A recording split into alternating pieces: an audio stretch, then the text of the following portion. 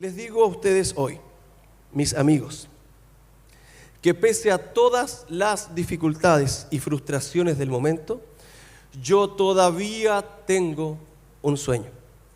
Es un sueño arraigado profundamente en el sueño americano. Yo tengo un sueño de que un día esta nación se elevará y vivirá el verdadero significado de su credo. Creemos que estas verdades son evidentes, que todos los hombres son creados iguales. Yo tengo el sueño de que un día en las coloradas colinas de Georgia, los hijos de los ex esclavos y los hijos de los ex propietarios de esclavos serán capaces de sentarse juntos a la mesa de la hermandad. Yo tengo el sueño de que un día incluso el estado de Mississippi, en un estado desierto sofocado por el calor de la injusticia y la opresión, será transformado en un oasis de libertad y justicia.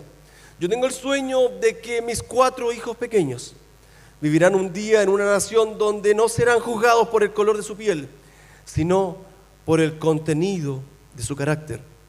Yo tengo un sueño hoy, dijo.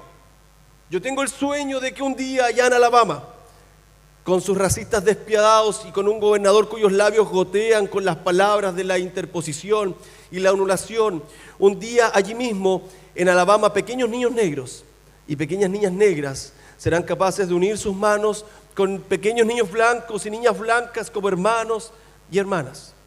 Yo tengo un sueño hoy. Yo tengo el sueño de que un día cada valle será exaltado, cada colina y montaña será bajada, los sitios escarpados serán aplanados y los sitios sinuosos serán enderezados. Y que la gloria del Señor será revelada y toda carne la verá al unísono.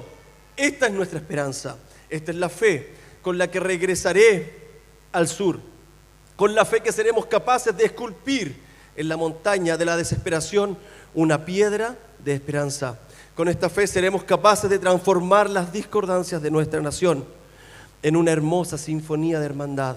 Con esta fe seremos capaces de trabajar juntos, de orar juntos, de luchar juntos, de ir a prisión juntos, de luchar por nuestra libertad juntos, con la certeza de que un día seremos libres.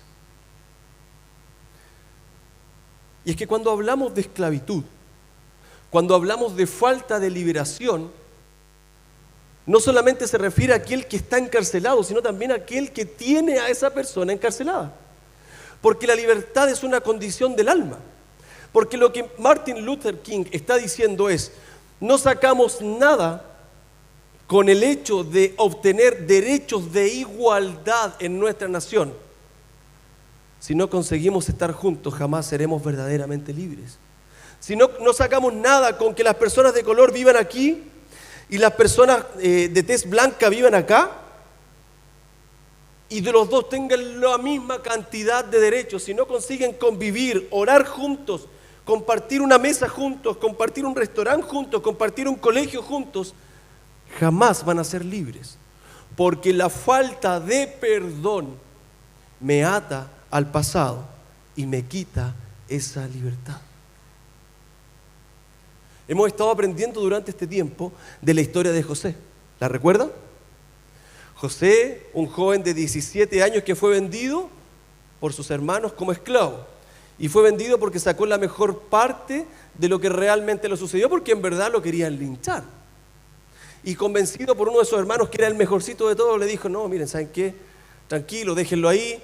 Y los otros decidieron venderlo. Llegó de esclavo a la casa de Potifar, que ya decíamos que se llamaba Don Poti. Se funcionó como esclavo hasta que la señora, ¿cierto?, se le lanzó encima. Él arrancó para no estar en pecado con ella y fue preso, además de eso.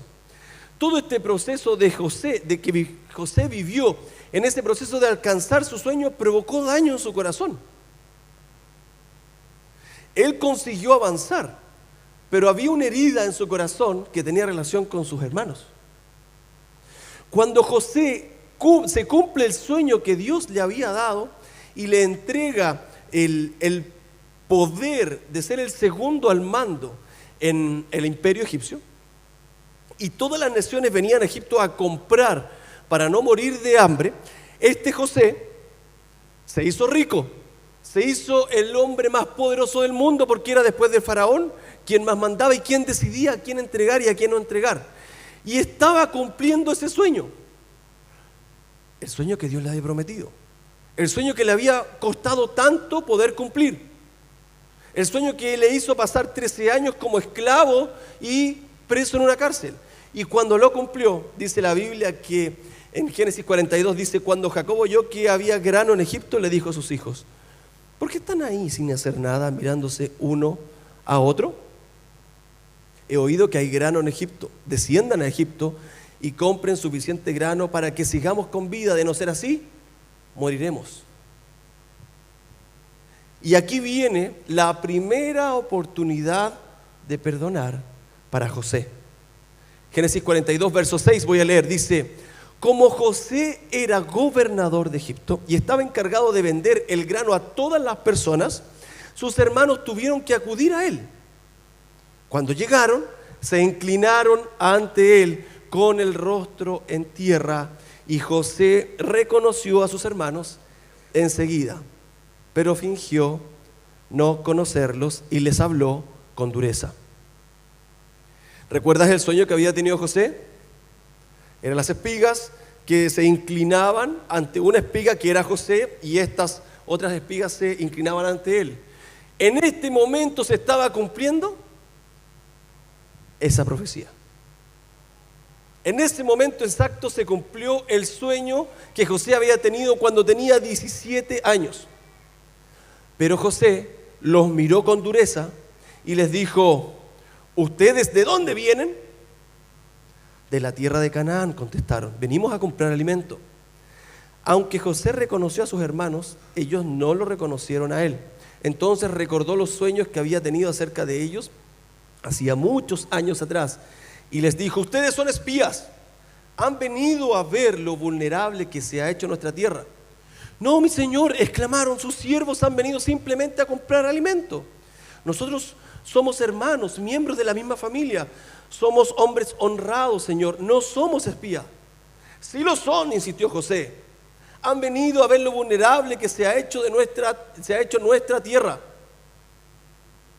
Y los tomó preso y los metió 3 días en la cárcel. ¿Puedes entender lo que está pasando por el corazón de José en este momento? Se imagínate un tipo dolido que fue separado de su padre, de sus hermanos, injustamente, porque no hizo nada para merecerlo. Y cuando ve a ellos, obtiene la primera oportunidad de perdonarlo y no lo hace. ¿Qué es lo primero que hace? Los envía a la cárcel. Y cuando los envía a la cárcel les dice, ¿saben qué? A los 3 días los saca y le dice, vamos a dejar a uno de ustedes aquí. Y escoge a Simeón. Y a ese uno los vamos a dejar aquí preso y ustedes van a ir a su casa, me van a traer a ese hermano menor llamado Benjamín del que ustedes me han hablado y voy a corroborar su historia. Estos hombres toman sus cosas, compraron grano, toman sus sacos. José viene y le pide a sus sirvientes que, aparte de cargar el grano que habían comprado, la comida, que meta dentro del saco el dinero con que ellos habían pagado, de tal manera que se los estaba regalando, y mete el dinero en el saco y los envía. Los envía a buscar a Benjamín. Ahora, en el verso 42, en el verso 23 del capítulo 42 dice, obviamente ellos no sabían que José entendía lo que decían, pues él les hablaba mediante un intérprete. Entonces José se apartó de ellos, mientras que hablaba con ellos y les hizo eso, y comenzó a llorar. Cuando recuperó la compostura, volvió a hablarles. Entonces escogió a Simeón e hizo que lo ataran a la vista de los demás. Luego ordenó que junto con su compra pusieran el dinero. ¿Y cuántos de nosotros somos así? Confundimos el ayudar con el perdonar. A ver, ¿de qué está hablando el que no? Ejemplos. ¿Cuántos de nosotros, por ejemplo, tenemos una herida guardada en nuestro corazón hacia nuestros padres, pero cuando están viejitos los ayudamos? Les damos dinero, los atendemos, vamos con ellos, pero en el fondo no hemos perdonado. Porque José los ayudó, les vendió, porque él podría no haber vendido la comida. Y no solamente se las vendió, sino que además le metió el dinero, o sea, se las regaló y se las envió. Y creyó que con eso él estaba limpiando su corazón. Pero no fue así. Y es que es importante entender el título de este mensaje. El título de este mensaje es: sueña, perdona y continúa. Porque realmente si no conseguimos perdonar a aquellos que nos hicieron daño en el proceso de realizar ese sueño, de alcanzar esa meta, jamás vamos a disfrutar al 100% nuestro éxito. Porque a pesar de que podemos tenerlo todo, en nuestro corazón va a seguir habiendo un dolor. En nuestro corazón va a seguir habiendo una herida. Y José, al entender eso, al llorar, al despreciar esta primera oportunidad de sanar, de perdonar, los envía a su casa. A veces nos pasa con nuestra pareja. Yo llevo 17 años casado. Y cuando recién nos casamos, si yo le pudiera contar las tonteras que hizo el pastor Keno, usted se terminaría persinando y me excomulgaría de aquí de la iglesia. ¿Y cuántos les pasó lo mismo? Cuando recién se casaron, se mandaron los peores errores de su vida, ¿sí o no? Porque aprendimos, pues no sabíamos cómo hacerlo. Pero en el proceso de crecer en ese matrimonio, tenemos que aprender a perdonar esas tonteras que cometimos, porque siempre van de ambas partes, y sanar el alma. Porque probablemente hoy día, si tu marido te dice: oye, ¿me ayudas con esto?, tú lo haces y le ayudas. O por el contrario, si tú le dices a tu esposo: amor, hazme este favor, y tu esposo lo va a hacer. Pero cuando escarbas en el fondo, cuando escarbas dentro de ese corazón, hay heridas, hay dolores que no han sanado, que no has perdonado. ¿Y sabes cuándo se dan cuenta? ¿Sabes cómo sabes si hay dolores de eso? Porque cuando estás discutiendo, te viene a la mente alguno de esas complicaciones. Ah, tú me dices eso. Pero hace 10 años atrás tú me dijiste esto otro. Y no has sanado. Hemos hecho lo mismo que hizo un José. Le devolvimos el dinero, le hicimos el favor, le ayudamos, pero en verdad no sanamos. Cuando estos hombres llegaron donde su padre, hablaron con él no quería enviar a su hijo. José, por otro lado, estaba en Egipto muy mal, sabiendo que su hermano estaba preso, sabiendo que tenía que ser fiel a sus palabras, porque de alguna manera se volvió preso de sus palabras, sin entender que el ego es la parte más peligrosa de nosotros. El ego es nuestro enemigo, es el que nos nubla y solo nos muestra cuán irrespetados fuimos y no nos deja perdonar, nos confunde, nos hace priorizar mal nuestros pensamientos. Cuando queremos perdonar nos recuerda que esas personas dañaron nuestro ego, pero nos encierra y nos vuelve torpes, faltos de amor y de perdón. Y es que el amor incluso se ha vuelto una fuente de inspiración para la investigación científica. Se ha comprobado que tiene efectos sobre la salud física y emocional. Incluso está relacionado a episodios de depresión, ansiedad, hostilidad. Asimismo, cuando guardamos rencor, aumenta la presión cardíaca, lo que incrementa incluso la posibilidad de sufrir enfermedades coronarias. Y es que debemos entender que tú no vas a poder disfrutar de tu éxito si no perdonas a quienes te hirieron en el camino de ese éxito. Cuando estos hombres volvieron con Benjamín, su hermano menor, a Egipto, dice la Biblia en Génesis 43, verso 26. Cuando José volvió a casa, le entregaron los regalos que le habían traído. Y luego se postraron hasta el suelo delante de él. Después de saludarlo, les preguntó: ¿cómo está su padre? El anciano del que me hablaron, ¿todavía vive? Sí, contestaron: nuestro padre, siervo de usted, sigue con vida y está bien. Y volvieron a postrarse. Entonces José miró a su hermano Benjamín, hijo de su misma madre. Este es su hermano menor del que me hablaron, preguntó José. Que Dios te bendiga, hijo mío. Entonces José se apresuró a salir de la habitación porque la emoción de ver a su hermano lo había vencido. Entró en su cuarto privado donde perdió el control y se echó a llorar. Y me imagino a José entrando, tirando a la puerta, botando las cosas de los muebles, llorando, cuando en su corazón luchaba ese ego de justicia, de lo mal que se le había tratado, con el Espíritu Santo confrontándolo con sus ganas de perdonar. Pero aún así José dice que después de lavarse la cara volvió a salir ya más controlado. Entonces ordenó: traigan la comida. Sirvieron la comida, pero José, a pesar de haberlos ayudado, aún no sanaba, aún dolía, aún le complicaba, aún tenía rencor. Y su rabia pudo más. Entonces, cuando estos hombres compraron más comida, envió a poner su copa en uno de esos sacos, para que cuando ellos se fueran, los acusaran de que estaban robando algo. Y yo lo entiendo. ¿No lo entiendes tú? Es tan desalmado ese José que decidió poner eso para que pagaran en algo lo que él sintió, porque había una obsesión de él de que fueran presos, porque por cada cosa quería mandarlos a la cárcel. Pero había esa obsesión en base a lo que él había sufrido. Y yo lo entiendo, y yo te entiendo a ti. Porque también soy un soñador igual que tú, al igual que José. Porque también en ese camino me han herido, y como te han herido a ti. Pero es que, ¿cómo te digo?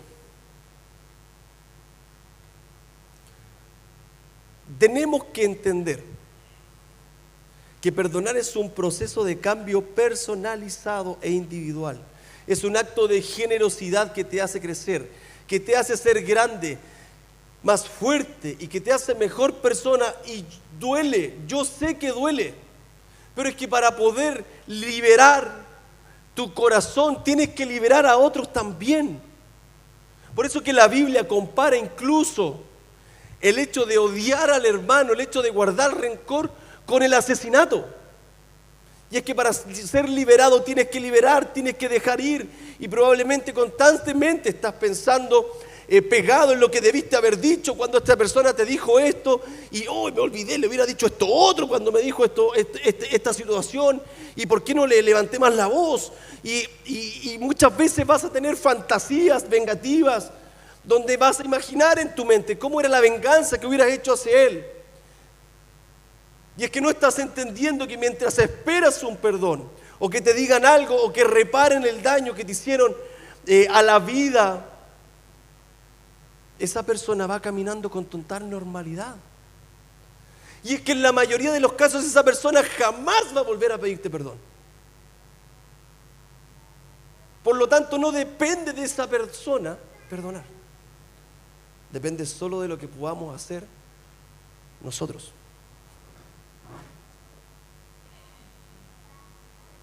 Porque la vida no funciona así. Porque el único perjudicado al guardar el rencor somos nosotros mismos. Una vez una persona dijo que guardar rencor es como tomar veneno y esperar que la otra persona se muera, y no yo.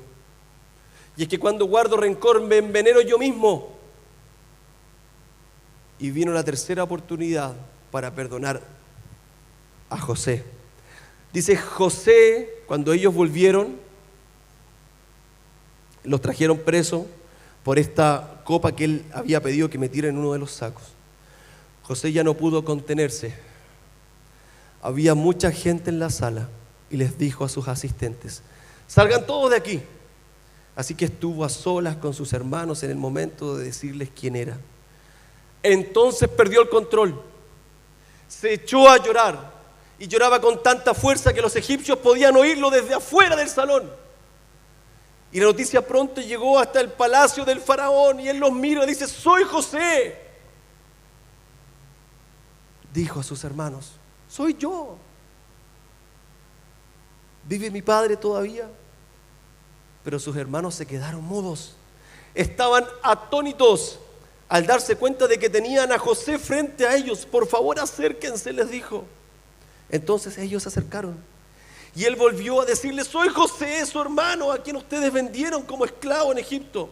Pero no se inquieten ni se enojen con ustedes mismos por haberme vendido. Fue Dios quien me envió a este lugar antes que ustedes, a fin de preservarles la vida. El hambre que ha azotado la tierra estos últimos 2 años durará otros 5 años más, y no habrá ni siembra ni siega. Entonces Dios me hizo llegar ante ustedes para salvarles la vida a ustedes y a sus familias y preservar la vida de muchos más. Por lo tanto, fue Dios quien me envió a ese lugar y no ustedes. Y fue Él quien me hizo consejero del faraón, administrador de todo su palacio y gobernador de Egipto. Y es que José entendió que todo lo que le pasó era necesario para vivir este proceso de preparación, para cumplir ese sueño que Dios le había dado.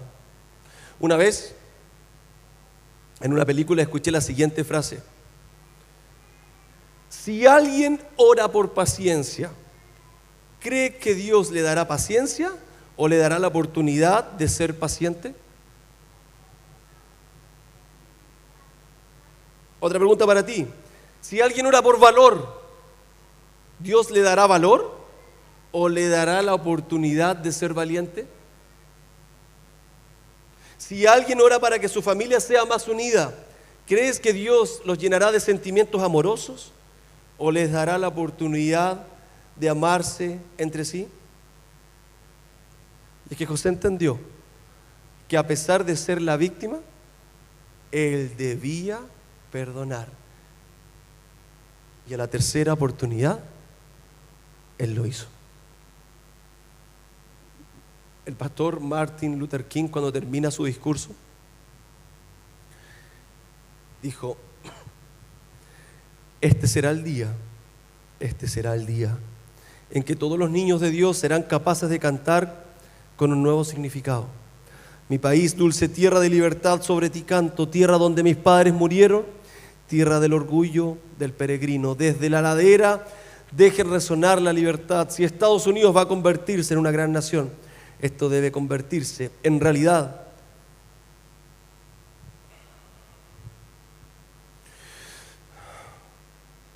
Cuando dejemos de resonar desde cada pueblo y cada caserío, desde cada estado y cada ciudad, seremos capaces de apresurar la llegada de ese día en que todos los hijos de Dios, hombres negros y hombres blancos, judíos y cristianos, protestantes y católicos, serán capaces de unir sus manos y cantar las palabras de un viejo espiritual negro: por fin somos libres, por fin somos libres. Gracias a Dios Todopoderoso, por fin somos libres. Porque el pastor Martin Luther King entendía que con derechos en una sociedad no se soluciona el dolor del alma. Pero Cristo sí puede sanar ese dolor del alma. Y yo no sé cuántos aquí tienen algo que perdonar. Quiero pedir a los músicos que puedan pasar. Y puede ser que tú estés pensando: mira, ¿sabes qué? Yo sí tengo mucho que perdonar. Yo no sé con quién. Amigos, ex amigos, pareja, esposo, esposa, madre, padre, profesor. Pero tengo algo que está dañándome el corazón y no sé qué hacer con ello.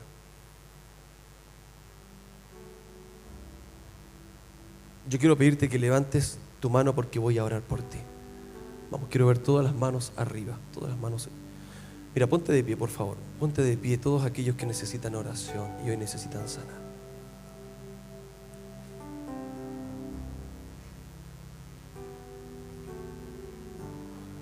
Sí, Señor.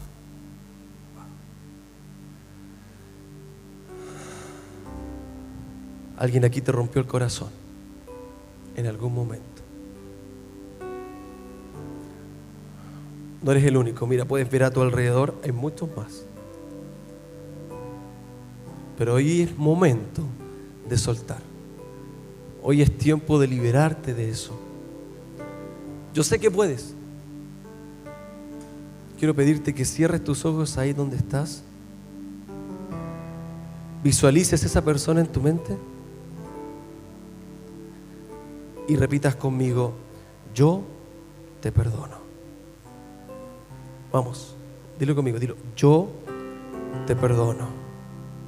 En el nombre de Jesús, yo te perdono.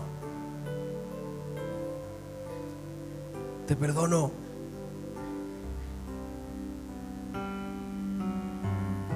A pesar de que no mereces perdón, porque nosotros tampoco merecíamos perdón de Dios.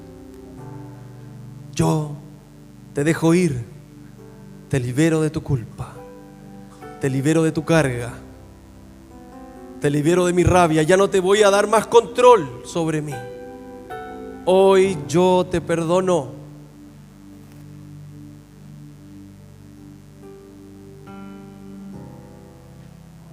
Hoy te perdono, en el nombre de Jesús.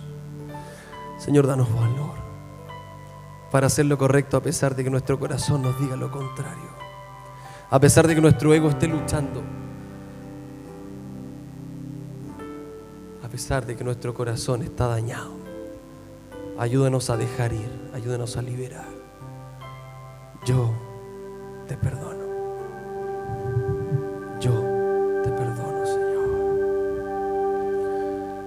Liberamos a todos aquellos que hoy nos hicieron daño. En el nombre de Jesús. Amén. En el nombre de Jesús. Amén. ¿Puedes dar un aplauso fuerte a Dios?